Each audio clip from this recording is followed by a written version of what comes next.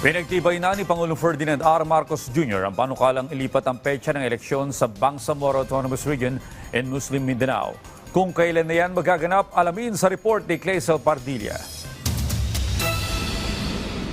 Nilagdaan ni Pangulong Ferdinand R. Marcos Jr. ang batas na nagtatakda ng bagong petsa ng halalan sa Bangsamoro Autonomous Region in Muslim Mindanao o BARM. Sa bisa ng Republic Act No. 12317, inilipat ang unang regular na eleksyon sa darating na Setyembre ngayong taon. Sa susunod naman na botohan, isasabay na ito sa national at local elections at isasagawa tuwing ikalawang Lunes ng Mayo simula 2031 kada 3 taon. Kaya ang maluluklok sa Setyembre, magsisilbi ng 5 taon mula October 30, 2026 hanggang June 30, 2031.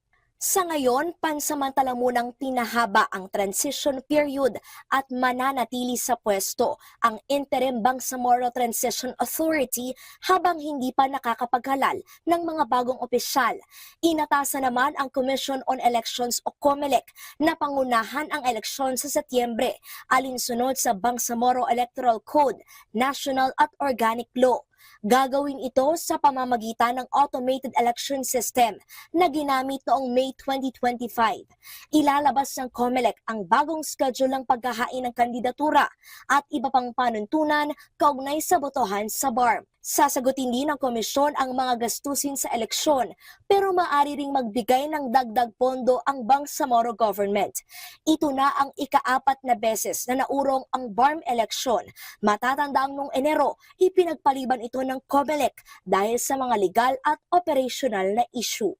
Clazel Pardilla para sa Pambansang TV sa Bagong Pilipinas.